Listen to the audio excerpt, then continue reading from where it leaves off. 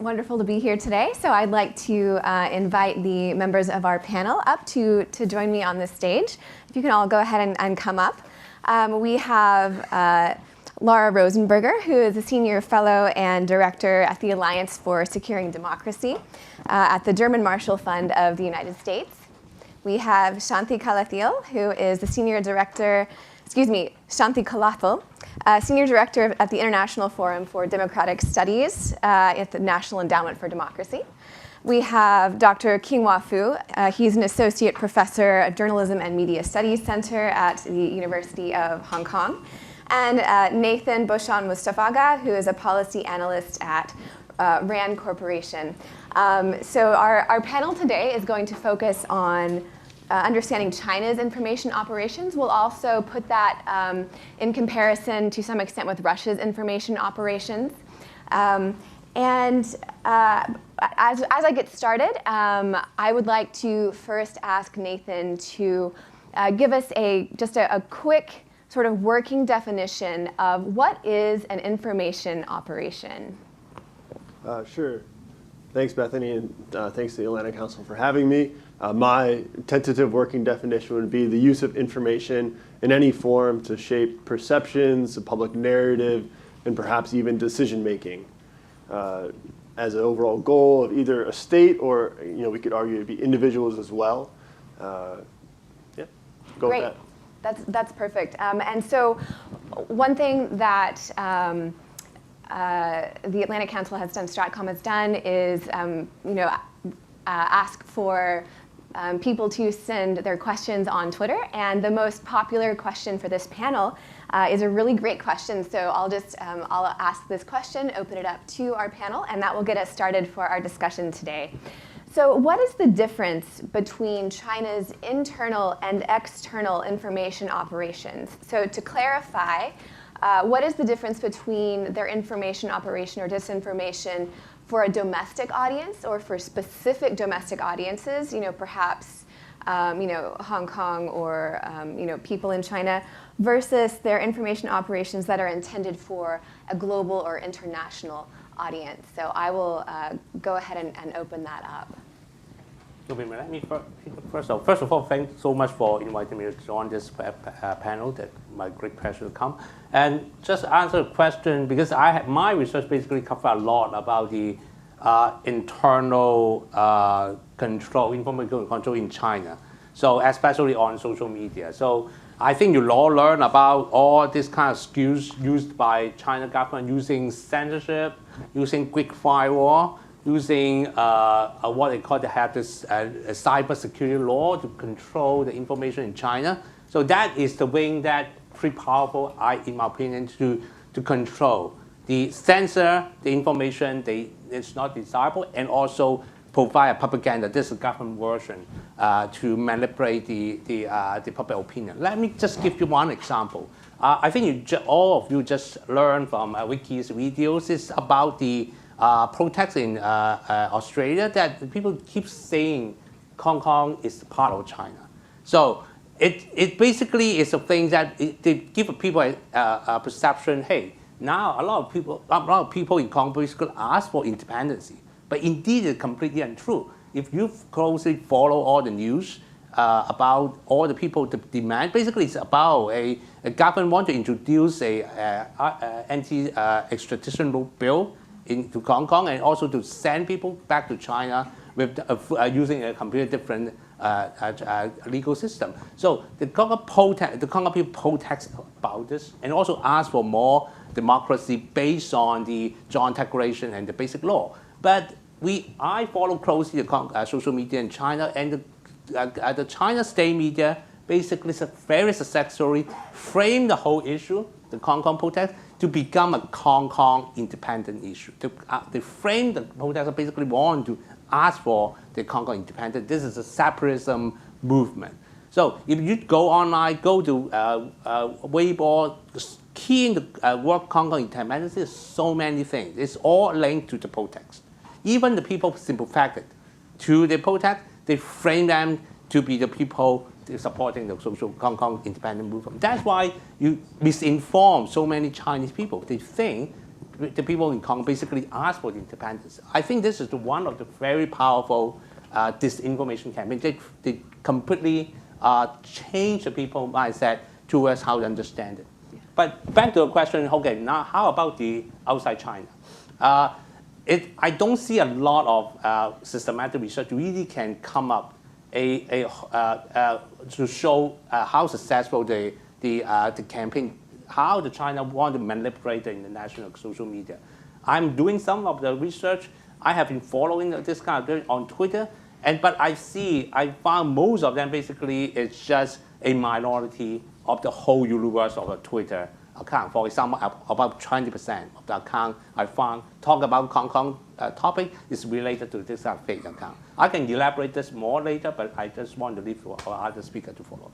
Sure. I want to ask a follow-up question on that. So your work, one of the, or a couple of very interesting projects that you have been doing long-term at the University of Hong Kong is something called Weibo and now something called WeChat Scope, which tracks censorship and messaging that is surging on China's own social media platforms, Weibo and WeChat.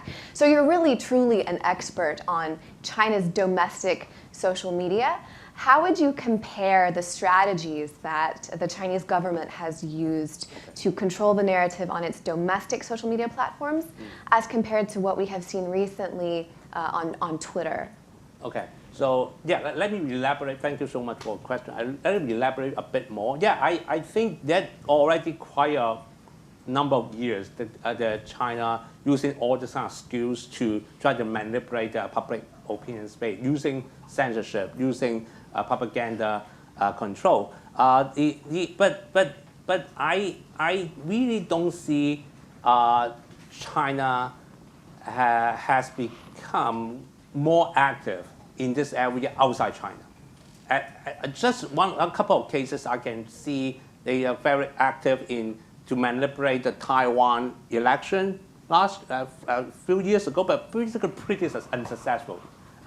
If people follow the Taiwan election last year, they basically it's a disaster because they just a week before the Taiwan election, this one little girl is a Korean pop singer. She appeared in one of the Japanese drama show, and she just happened to show up and show the flag of the Taiwan flag, and then the whole China netizen attack her and try to threaten her to apologize. So she did, but basically that upset a lot of Taiwan's people and vote for the Tsai Ing-wen. So basically that is a very unsuccessful campaign. That they try to manipulate and threaten other people, but in terms of it's unsuccessful. And in the recent Hong Kong movement, I don't really see that a lot of people outside China really take the government version of understanding about, for example, I just mentioned about the Hong Kong independence issues. I really don't see a lot of people subscribe to this understanding about the Hong Kong Buddha. So, but yeah, I can elaborate this more later. Okay. Yeah. Jump in on that point. When you asked about information operations, I was struggling with my own way of conceptualizing the way that the Chinese party state operates in the global information space. And how do I fit that into what we think of as a definition of information operations? I actually think it's a much broader approach to information. And so perhaps if we conceive of this narrowly as information operations, we may be missing a much broader way of understanding the ways in which the party state operates. For me, I tend to think of the party centralizing information in a variety of its attempts to hold on to power. And that manifests itself both domestically, as you referenced, as well as externally. And I think, to your point, I think it's partly about promoting certain narratives, but it's also about shaping global conversations and information flow in a way that privileges the positions of the Chinese Communist Party and tends to repress those opinions and facts and inconvenient truths that it wants suppressed. And I think we've been presented with a perfect example of this in recent days with the NBA scandal that's unfolded. And to my mind, I think that's the flip side of what you've just mentioned, which is that perhaps the CCP may be less successful at promoting its own version or narrative around the Hong Kong protests, but it is much more successful at leveraging its economic power to suppress narratives it doesn't like. And that, I think, is equally significant in this space, perhaps more significant because of the tremendous economic power that the Chinese government is able to leverage. And so I think we need to think about this as a system of overlapping elements, of which maybe information operations, as we traditionally define it, is one component, but perhaps not the entire thing. Can I add one additional point, which I completely agree with what Shanti just laid out? And thinking from that frame of the economic power and its relationship with controlling the information space and manipulating the information space, I'd also just add the role of Chinese companies, which of course have many different ties with the party state. You know, they are not private. And in particular, companies like Huawei, which we heard an example earlier in the opening remarks about the role that Huawei has played in helping to shape global perceptions of China. And earlier this year, a lot of folks are in the room here from Europe. Ahead of the parliament elections, I kept being struck every time I would get off the plane in Brussels. Before I would even get to customs, I was greeted by a billboard that said, Huawei. It's Europe's values, vote 5G, vote Huawei, right? I mean, this was taking, talk about flipping something on its head, right? Really speaking about China's values, Huawei's values, Europe's values, these are all the same values. This was a Chinese company that was really trying to manicure a perception of what China is and the role it can play vis-a-vis Europe in the context of the upcoming parliament elections. And I just think it's really important that we take that broad view that Shanti just laid out of the many different actors that are engaged in these operations to manipulate the information space in the favor of the party state. That's an excellent point, and it's something I want to come back to in a little bit, more about the relationship between China's economic power and coercion and the information sphere. I think Nathan had something that he wanted to add. Sure, no, I think you've asked a really important question as we kind of look long term at how we should think about Chinese information operations, influence operations, right? The broader goals of the party state. When I look at it, I think the similarities are much greater than the differences, between the domestic approach and the external foreign approach, right? So I think CCP propaganda work, thought work domestically, I would argue, it revolves around a rapid response to breaking events, agenda setting in kind of status quo, maybe peacetime, and then also adaptive messaging. So if the message isn't hitting home, change to something else, right? And I think that's true domestically, and I think that's true in foreign settings. I think the goals are also pretty similar. We've already talked about legitimize the CCP, marginalize dissent. You can see that in marginalizing Uyghur voices domestically, marginalizing Uyghur voices externally, marginalizing supporters amongst the NBA and punishing those companies that do that. So that also moves to forcing support, right?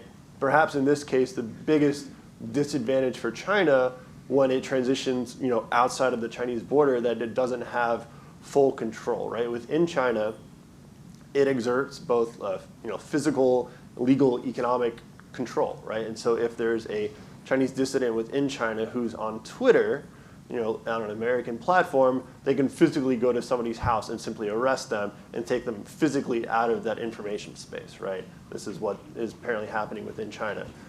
If we are on Twitter, right, it doesn't have that opportunity, it doesn't have that advantage because CCP party state isn't generally physically, operating within foreign countries, right, with police force, and so it has to take other measures to have that same effect.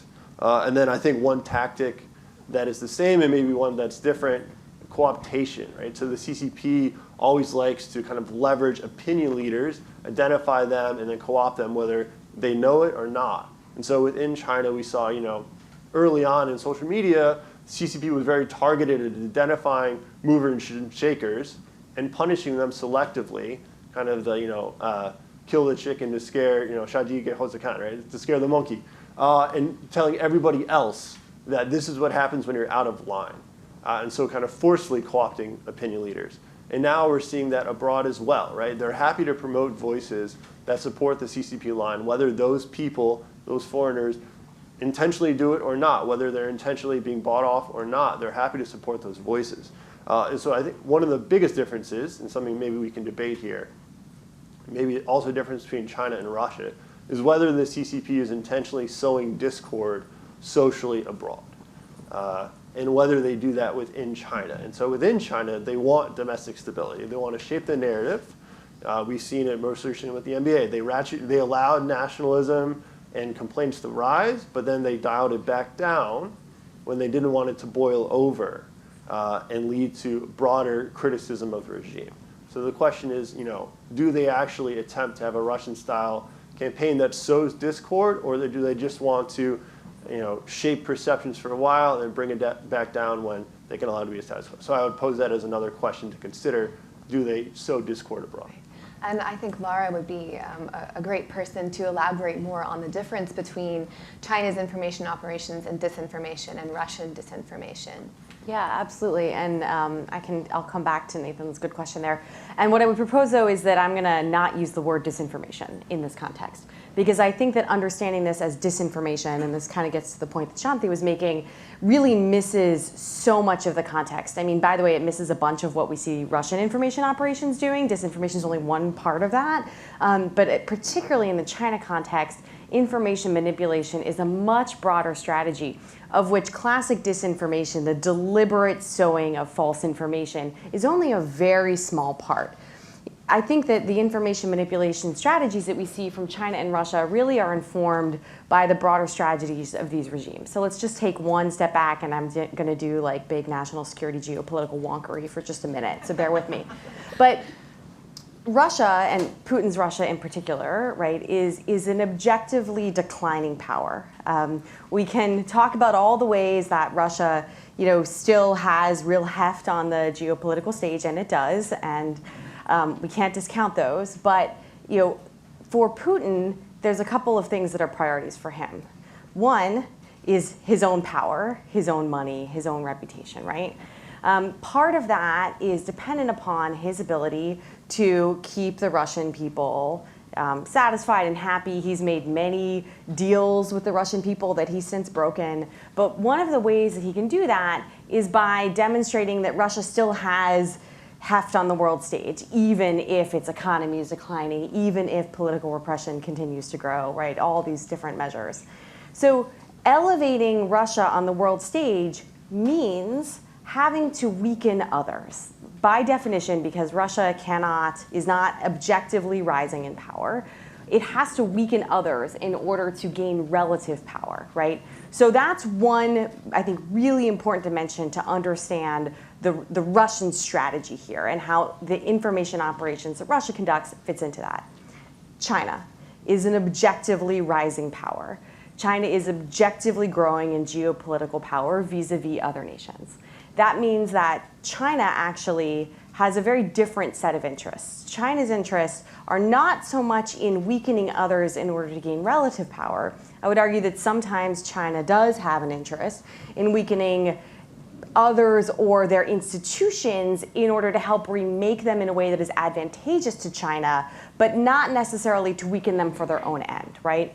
So what that means is that the Russian strategy, Putin's Russia, has a broader interest in the sort of chaos, disruption, discord, weakening for its own end that we see, right, and we have heard about. And that also means that it is more risk tolerant, right, because it has sort of less skin in the game in the long run.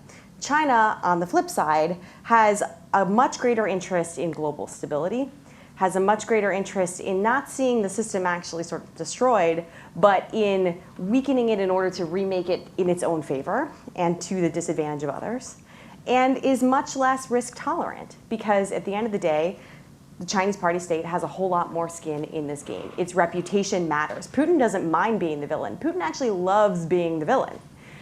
Xi Jinping and the Chinese Communist Party, part of the whole strategy that we see is about being a benign actor, being an actor that others want to work with, right? That they want to have closer ties with. So, okay, geopolitical wonkery done. But those strategies really inform the information operations, or what I will talk about as the information manipulation strategies that we see these two actors employing, right? So to come back to Nathan's question, do we see China engaging in the kind of discord operations, or will we see that?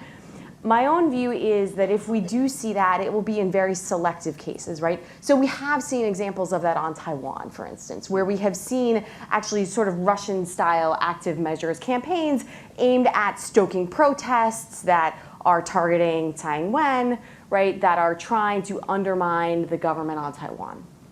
But I think those are very narrow and very case-specific. I don't think as a broad strategy, we're going to see those kinds of operations really driving much of the information manipulation that we see. But I think it's really important to understand, and again, this goes back to some of the really important points that Shanti was making, that the information manipulation strategies of the CCP are so much broader than just some Twitter bots and trolls and disinfo operations, right? I mean, they're toying with that, clearly, and I think it's really important to understand. But this is a sophisticated, multi-dimensional operation to manipulate not just the content and the narratives in the information space, but to manipulate the architecture of the information space, how information actually moves, the technology that allows it or doesn't allow it to come through, and then the governance around it, right? What are the rules that are governing the information space? China has its own cybersecurity laws that we have heard about already. You're trying to export those, as we have already started to see in certain countries, as well as to see those implemented more on the international stage. So I think we have to understand that full spectrum of the way that those manipulation operations actually unfold in order to really understand what China's doing. Great. Thank you for that incredible framework for understanding sort of a broader, the broader conception of China's and Russia's approach to information manipulation, as you said.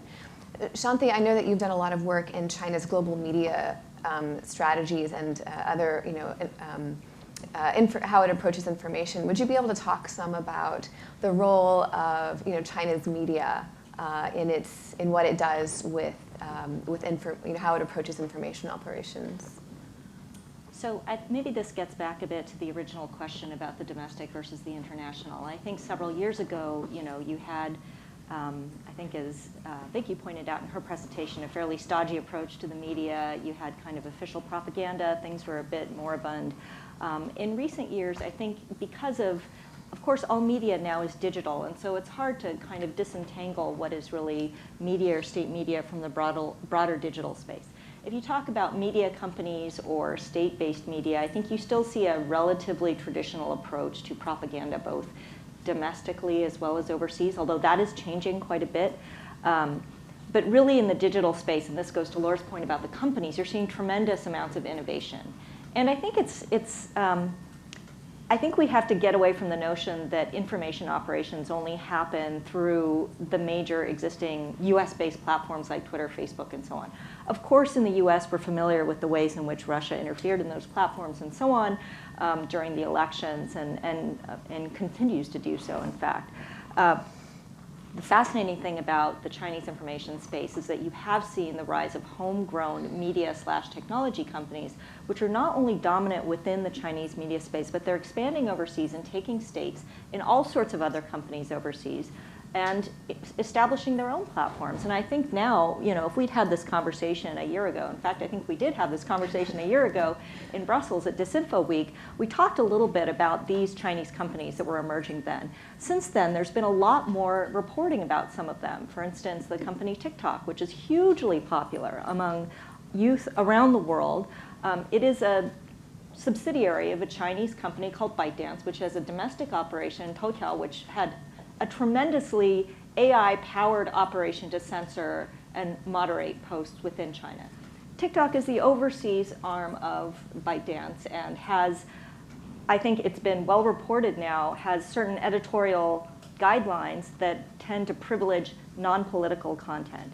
Now, I don't know who defines what apolitical or non-political content is, but I think it's fair to say that if it's a Chinese company that has all of its operations and incentive structure linked to essentially staying on the good side of the Chinese Communist Party, there will be some relevance there to what the party wants and what ultimately ends up manifesting itself. I think we're really, I bring that up only just as one example, but I think actually there's so many examples of this happening now. And I think we have to look beyond what we used to think of as propaganda and media and think much more broadly about the digital space and think about the role of private companies as well. And to that point, to understand how it isn't necessarily just about the way we currently analyze disinformation operations. You know, we think about the Twitter takedowns and so on, and that's a very distinct kind of an information operation. What I wonder about and really don't understand is if you have unseen algorithms working behind the scenes to shape content, to shape conversations, to shape who influencers are, to privilege certain types of conversations globally, that's an entirely different level of manipulating and shaping global public opinion than what we're used to dealing with when we talk about Twitter takedowns and so on. I'm so glad that you mentioned TikTok. I've been particularly interested and troubled by how popular it is and how it clearly operates within the guidelines of Chinese censorship. But it does so in a way that's much more palatable to international audiences. As you said, it just says, you know, we do not have controversial or political topics. That's something that with the NBA controversy and sort of the fallout from that in various different private sectors and spheres, I see that as a theme occurring more and more. So, for example, in the Activision Blizzard controversy, you know, where Blizzard punished one of its someone who had won a gaming competition, and he said a pro-Hong Kong slogan, and Blizzard punished him and suspended him and took away his earnings. Because their justification for that was that, you know, they're supposed to have present a positive public image and not get involved in controversy. Also, there was another gaming company, ESL, that sent out a message to all of its employees warning them not to speak out about Hong Kong because, and the justification again was, you know, we do not as a company engage in politics publicly. And I think that in the NBA, you know, China controversy as well, there were people making the same point. You know, we don't, you know, this is a non-political space. So it seems to me that this is in some ways an extension, again, of some of what we've seen inside of mainland China. So for example, on Weibo, which is their version of Twitter, you know, there used to be more room for political discussion, and it's become just more and more and more non-political. It seems like this is one thing that China is kind of exporting in terms of how it's you know, approaching how it's controlling you know, the global speech. It also brought, you know, that it feeds very much into the idea of economic coercion, and I'm so interested in the relationship between, you know, controlling the information space and using, you know, an economy to do that.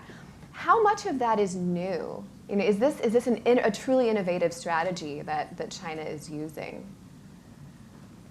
I'll chime in first, but I mean, I don't think the strategy is new. I mean, I remember researching these issues 20 years ago. We were just chatting about this before social media, when the first Chinese internet companies were emerging.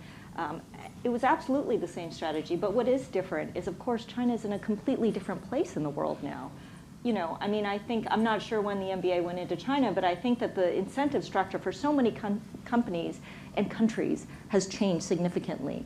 And so you used to see these types of tactics solely within the domestic economic arena. You would have this kind of subtle pressure or direct coercion leading to essentially what you just said, a deprivileging of political speech. And by political speech, I think we should say it, you know, that can mean whatever the party wants it to mean. I think we used to see it as being anything that touched on the three sensitive topics, but now has expanded beyond that. And now what's changed is these companies, the companies within China have gone global. Companies around the world are subject to this kind of pressure now because they want to hold on to that market. And so that technique has just become incredibly more effective and global as a result. Great.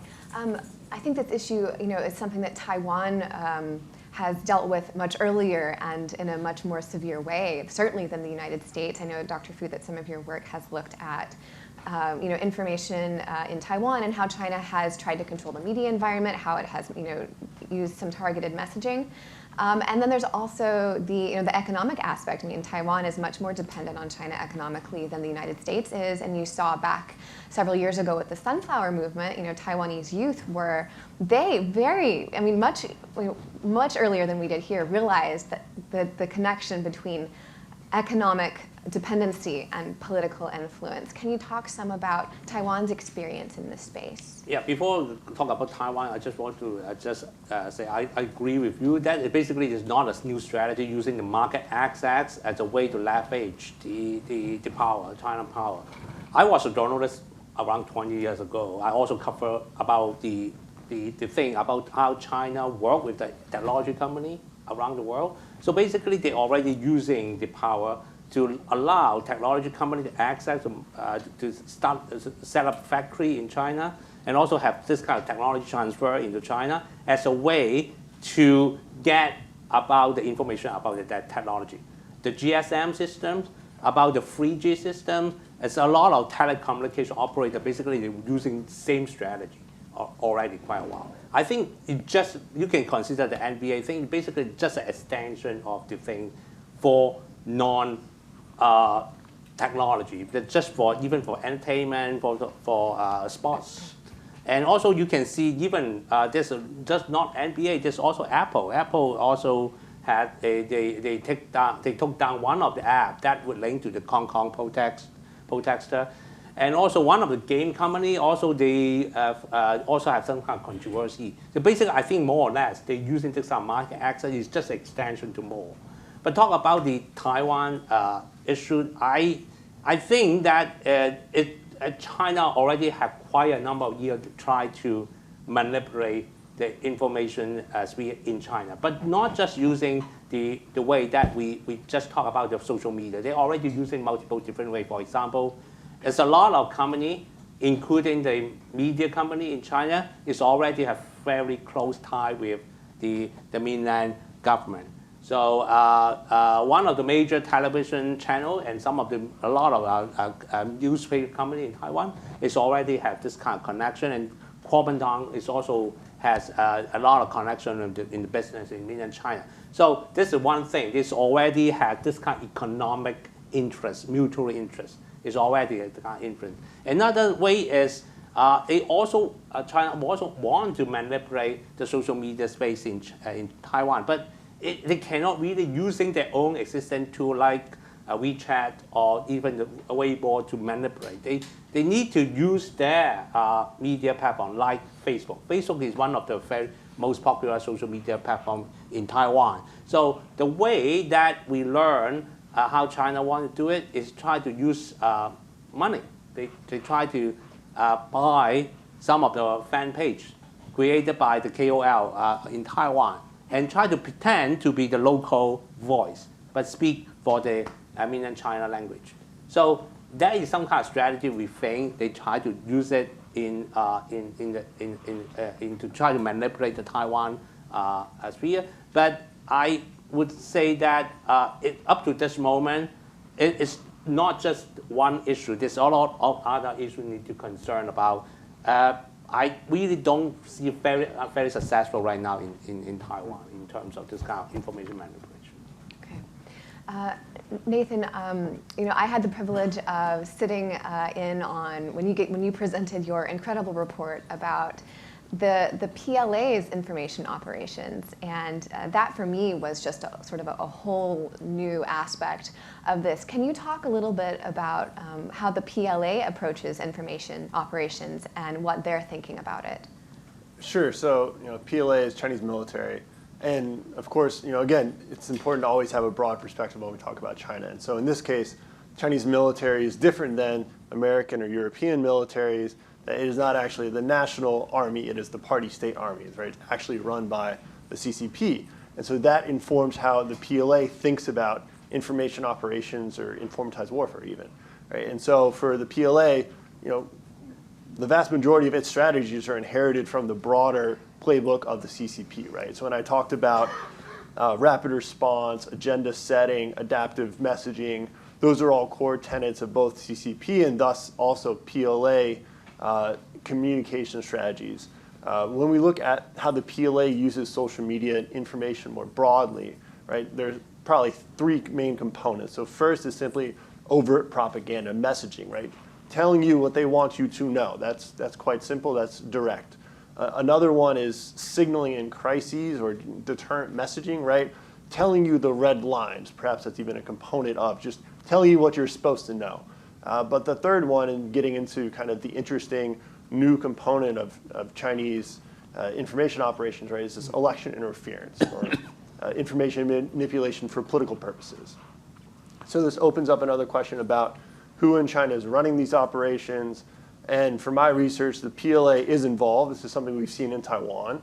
Taiwanese officials and analysts were really the first to point the finger at the PLA. Within the PLA, Chinese military, there's been big reforms since 2015. And one of the new organizations they've stood up is kind of a world-first hybrid. It's what they call the Strategic Support Force that pulls together cyber warfare, information warfare, electronic warfare, and also psychological warfare into a new combined unit. And this organization is supposed to be the one responsible for these kind of information operations for political purposes on behalf of the broader CCP.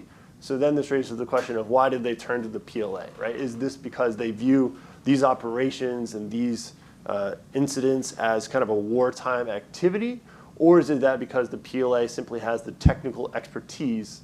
China maybe at the moment they started didn't have their own version of Russia's Internet Research Agency. And they had to find both the technical expertise, linguistic expertise, and also the loyalty to conduct these operations. So that's what it seems, right? And the PLA has been working on this kind of information operation, I would say since at least 2014. This kind of times with broader Chinese activity that we really see come to the fore in probably 2017 in the lead up to Taiwan's elections for the specific flavor of disinformation or manipulation.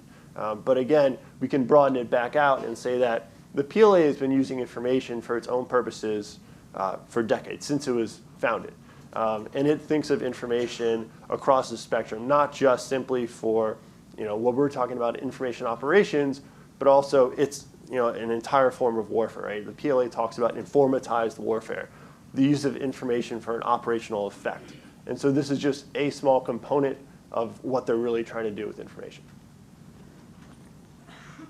I want to pivot a little bit to talk about what Americans can do and what the U.S. government should be doing in response to what we've been discussing today.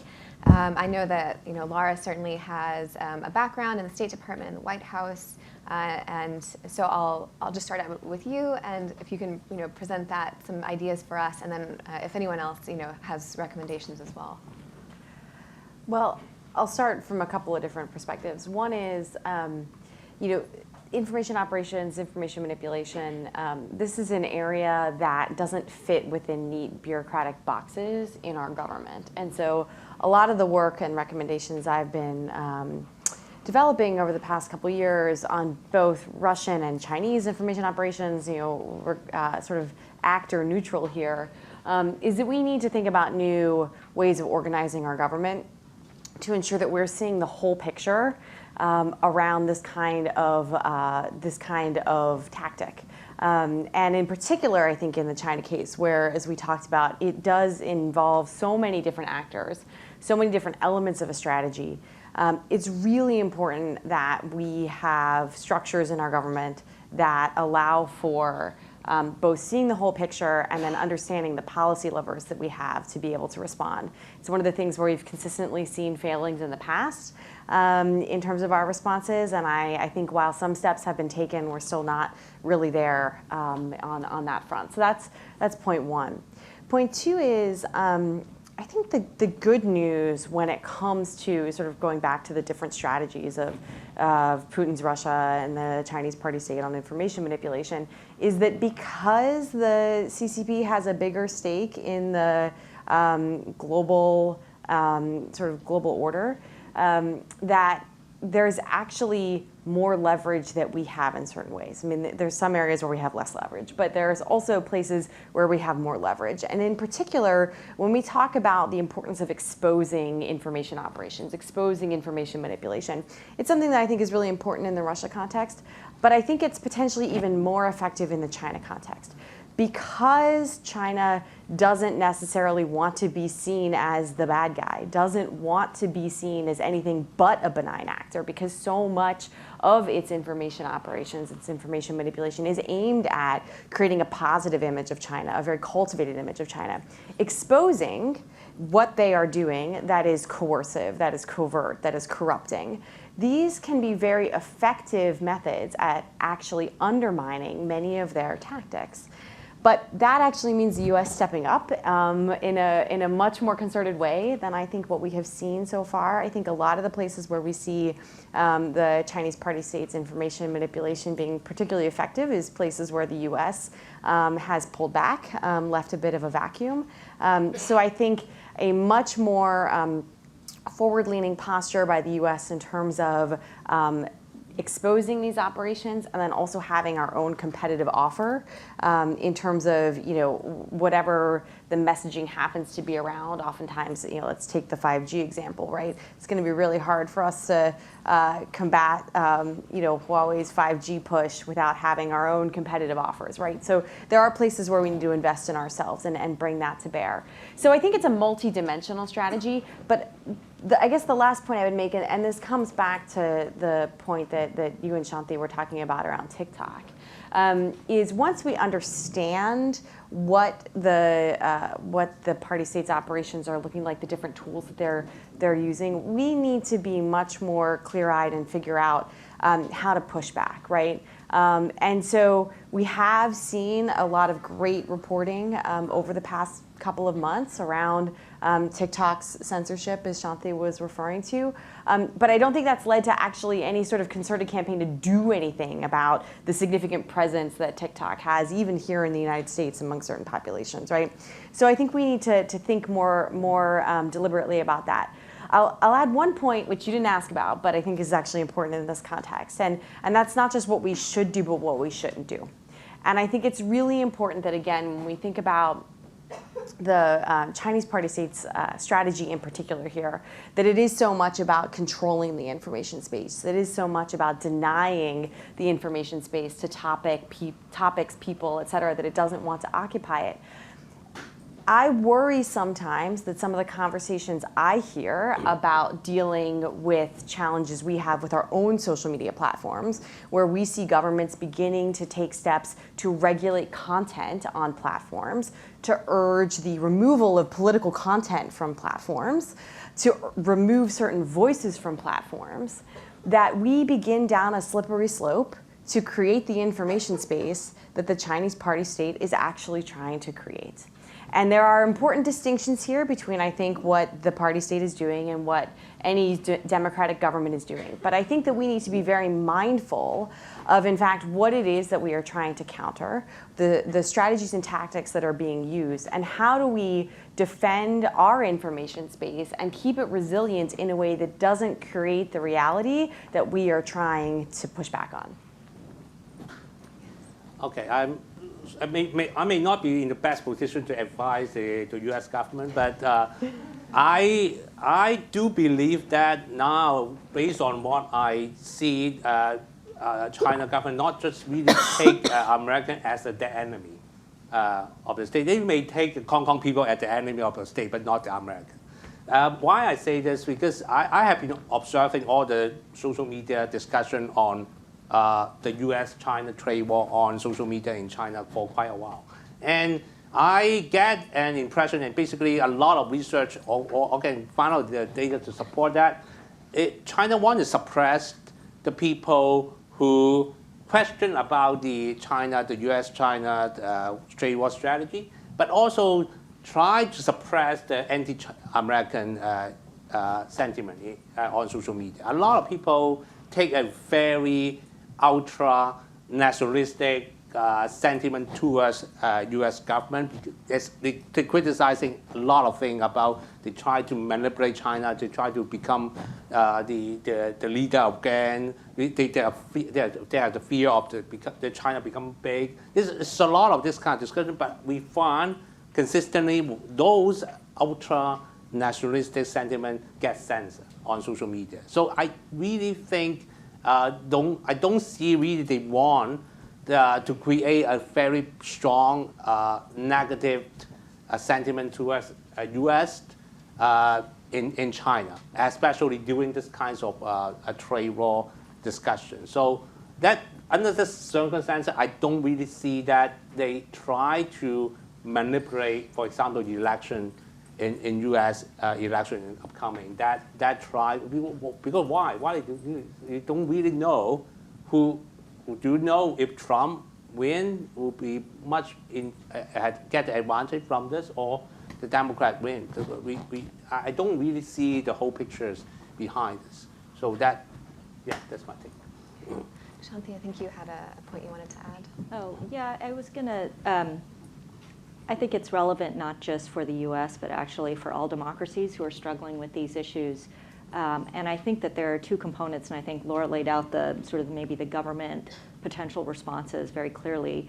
I think what I've been trying to do is think through what else needs to be done to complement and supplement any government response. And the fact is that all of these information operations are taking place within the open space of democracies, within the public sphere, essentially. There are reasons why the public sphere is meant to be open, robust, dynamic, pluralistic. It doesn't necessarily point to a clear-cut government intervention. And so I think it's incumbent upon those institutions that make up the public sphere in democracies to figure out for themselves how they're going to respond. I think we've seen this very clearly because with the NBA and other institutions, they don't seem to have figured out in advance, what are we going to do if we get caught out in this trap? I think all of these institutions that constitute civil society, not just advocacy organizations or pro-democracy organizations or independent media, but all of these institutions need to grapple with their exposure to these kinds of this kind of coercion and manipulation that takes place within the information sphere, and to think proactively about what kind of responses can be brought to bear. And this can be made much more effective if it's not individual institutions acting on their own, isolated and able to be picked off by powerful states, like, picked off by the CCP or by Russia or whoever. If institutions can figure out for themselves, look, here are our values and what we stand for, and we will essentially all commit to these things, there's a lot more strength to be had there. I don't know that I've seen a development of that kind of common understanding yet, but in the end, it really does come down to what are the common values that you seek to uphold in your democracies. We've already committed to those values. It's a matter of simply saying, look, here's what we stand for and what we stand up for. Sure, so I can add a couple of points. I think, again, as Shanti's saying, it's not just that each individual American company or company itself has to fight this fight. It can be communal, and I think that extends abroad as well, right? The United States has a lot of room to increase cooperation with foreign countries, to increase awareness and address concerns about both Chinese, Russian, and other information operations. I would also say it's important for the U.S. government to engage with vulnerable populations, right? And so when we look at Chinese information operations, we've broadly said historically they've been underfined in Taiwan. Some argue that it's easy to tell when it's Chinese versus when it's Taiwanese, because if it's Chinese, it's in simplified characters that are used only on the mainland, and in Taiwan they use traditional characters. I think China's probably bridging that gap. That's a pretty easy one to improve, but generally speaking, if China's information operations are unrefined, then they're going to go to the easiest people to reach, and that's the global diaspora, right? So that's Chinese Americans, Taiwanese Americans, other ethnic, Chinese Americans in the States, and engaging with them and supporting them. They're also the people that are probably most frequently using Chinese-controlled platforms, right? Whether it's WeChat, perhaps TikTok, which brings us to another vulnerable population is youth, right? The CCP writings talk about the the ability to manipulate youth opinion, right? These are easily shaped and they're held long term. There's a lot of writings on this in Chinese strategies. So I think it's important to increase media literacy, awareness, engage with younger populations about what they're actually using and consuming. I would also say that one question I've been grappling with is reciprocity of presence, right? And so we talk about Xinhua, CGTN, others that have a presence on U.S. and other social media platforms, so Twitter, Facebook, and is that reciprocal? Should we enforce reciprocity, right? Should we encourage U.S. and other media organizations to try to get a presence on Chinese social media? Or if the Chinese government doesn't allow that, which historically it hasn't, then is there a value in saying, well, simply, Xinhua can't be on Twitter? The DC conversation, the U.S. government conversation about China has moved increasingly toward reciprocity. And so I'm still grappling with whether we should apply that to the information side and how strictly we should enforce that. Yeah, that's a tough issue. I also am not sure. In my own thinking about that, because if we are, the counter argument to reciprocity would be, you're allowing an authoritarian country to make our own policy for us. They deny visas, we deny visas. So yeah, it's really a tough issue. One thing that's come up is the idea of organizations, companies, and Western democracies and governments working together. And one way that I've heard this described is as a united front of democracies, yes, a united front of democracies to push back against China's united front. And it's interesting, and this brings up sort of a new area that we haven't discussed yet. So I have heard that there are some universities, on the state level, they'll have a state system in the U.S.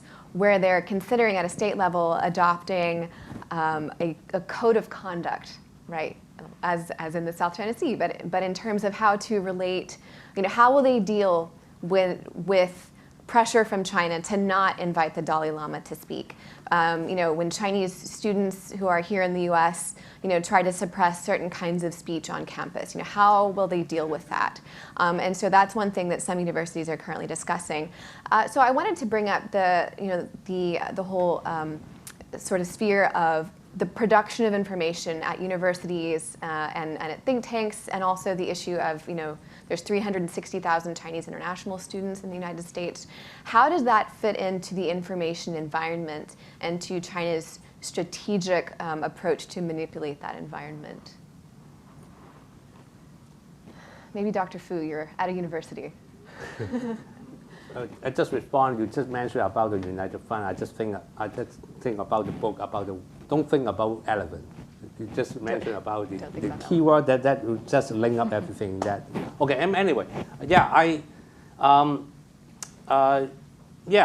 think we see a lot of examples and cases around the world that China has a lot of international students around the world, and also they make use their own.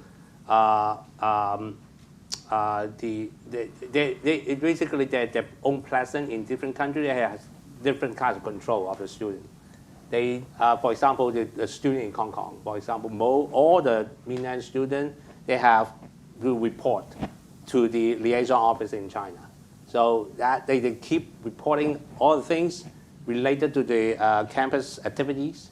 And I do believe that the same thing happened in Australia, in US here. And a lot of mainland students basically had close contact with the government agency locally here.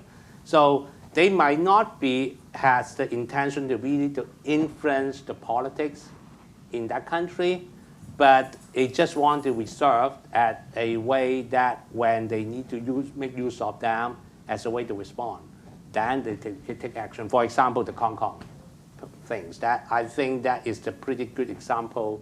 Once that they want to mobilize the international student to protest or try to respond to something that related to an issue, a separate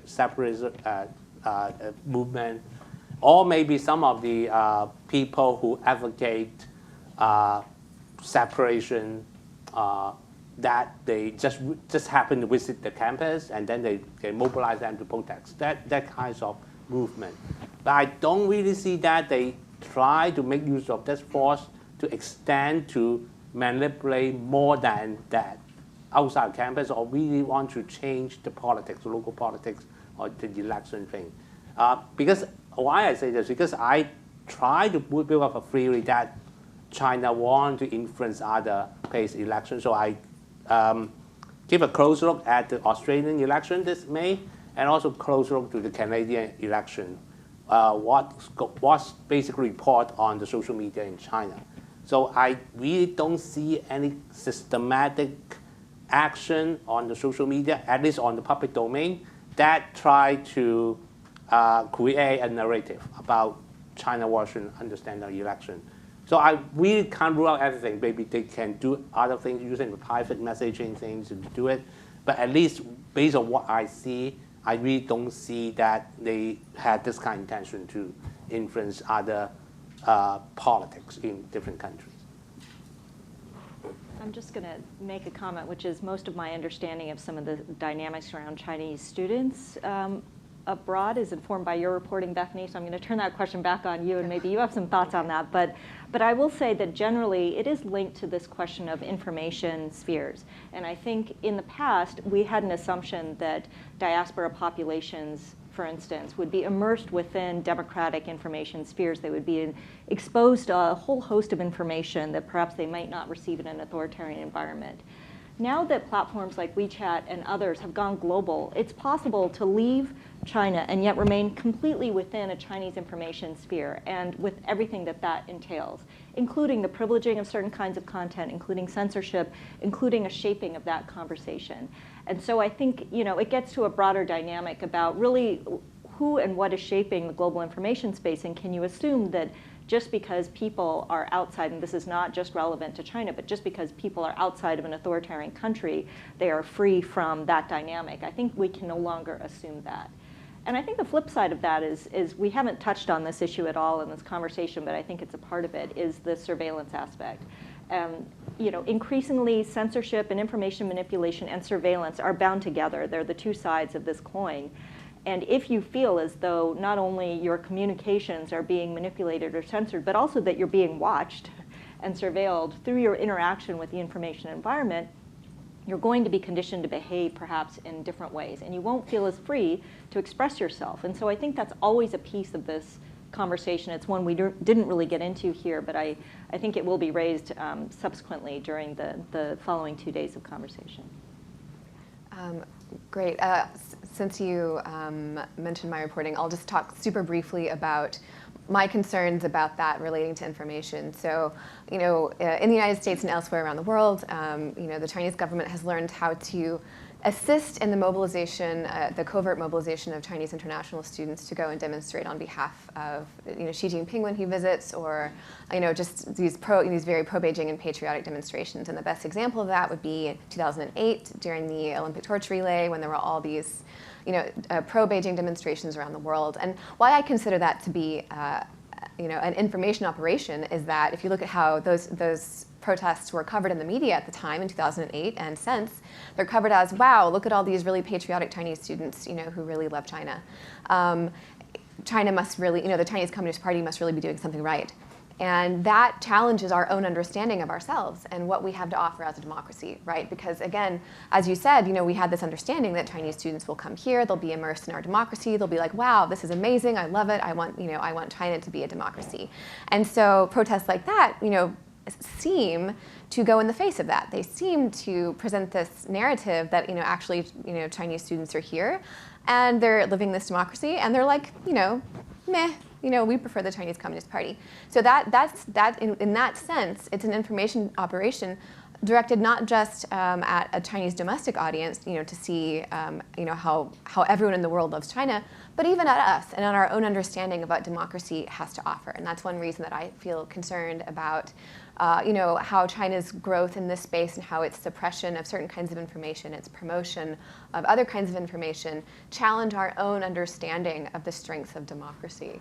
And so I certainly have a concern about that. I did want to get, you know, if anyone wants to jump in on this, about how are, we talked about market access to China and how that can control the behavior of companies. But what about other kinds of access? So visa access for academics, visa access for people at think tanks, visa access for journalists, as Vicky was mentioning. How does that affect the narrative environment? Yeah, I can say something because yesterday, I arrived here and I passed the custom. I showed them my visa. It's basically called a Hong Kong visa, but it's clear it's Hong Kong visa. But the officer just say, hey, Hong Kong, okay, just check with the another officer say, hey, it's about China. If it's not China, they will have some kind of special arrangement for their 10 years visa. So I think that it's mutual way to do it now. I think U.S. government already imposed some of the visa restriction, and also China is doing a lot of this kind of restriction. I heard a lot of news about the American scholar tried to go to China to do research and they got denied. Yeah. And even journalists too. There's a journalist and also a scholar. So, but I think this kind of thing is basically mutual. It's also because the escalation of the trade war of the both countries. Yeah. Okay. I would just add, I think self-censorship here is really a critical issue to tackle, right? It's how do you ensure that everyone in the United States, Chinese students included, feel free to exercise their full, First Amendment rights. And it's not just reciprocity of visa scrutiny, it's also the fact that there's consequences extend, for everyone going to China, right? So even if you're invoking your freedoms here, there can be consequences back home, right? So one is researchers, like Canadian researchers, being arrested on phony charges in China for activities they're doing that would otherwise be considered completely legitimate. I'm currently waiting for a visa to be processed to go to Beijing on Sunday. So, I'm sitting here trying to convince myself to not exert, self-censorship. But I think it's a critical issue, right? It's a challenge for all of us as researchers. We are, I'm trying to do the best research I can that often is benefited by access in China. And so how do I and hold myself up to the best principles I can to report what I know and say what I can. I was in Xinjiang 10 years ago during the riots and actually decided after 10 years it was about time to write about my experience. So I finally did this summer, but it took 10 years, partly because I was lazy and partly because I just figured it wasn't, why get political? But then it's not about politics, right? It's about reporting the facts. And I would, at the end, just share a story that when I was in grad school, I participated in a student-run conference that brought together Chinese students, American students, and other students as well to talk about critical issues in the relationship at an American university. So when we talk about self-censorship, it affects Chinese students here, where we're supposed to be promoting them thinking freely. And part of the conference was about designing, drafting, and not publishing, but creating a joint statement of how do you see this relationship evolving? What do you think about these issues? The Chinese students had agreed to a tentative position and then looked up some of the laws that related to that position.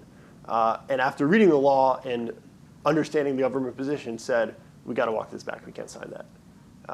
We feel constrained by domestic Chinese law, domestic Chinese criteria for what we say here.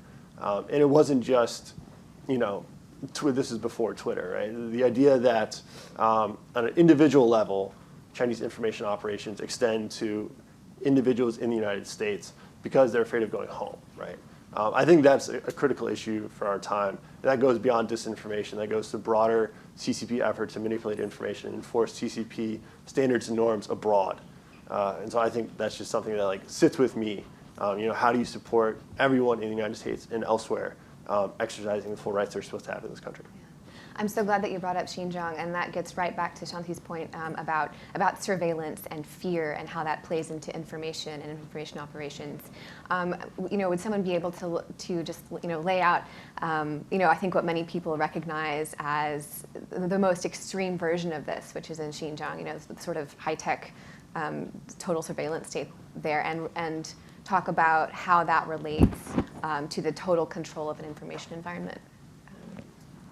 Would someone be willing to do that? I would just note, I mean, slightly different, I mean, Shanti, I think, kind of laid out the total control piece, but I'd also note that it's connected in another way, particularly as technology continues to evolve and we have more AI powering our information architecture, which is the data feedback loop. And so a lot of these surveillance tactics involve an enormous amount of data collection, which can then feed back into more precision kinds of manipulation of the information space. So more targeting at an individual level powered by the data gathered through these high-tech surveillance tactics. So there's the broad sort of meta connection between the surveillance control and self-censorship or changing one's own behavior and how you feel in that information space. But then there's actually that very practical feedback loop on the data side, which I think we're only really beginning to recognize and understand how significant and profound that's going to be in a number of different spaces.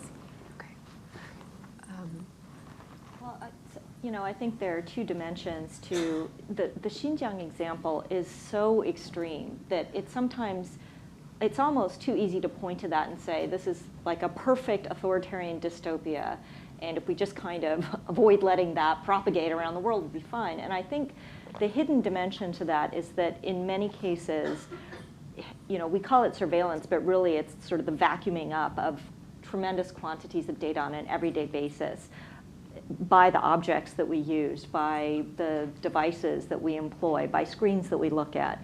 And there was a recent report by Samantha Hoffman looking at this comprehensive marshaling of data by the CCP, and so I think it goes to the point that it's not just about the most extreme dystopian surveillance. It is about how authoritarian governments around the world are better able to marshal these data streams, both to surveil and coerce populations, but also to more subtly manipulate the information space, and to pinpoint, as Laura said, to pinpoint disinformation to the point.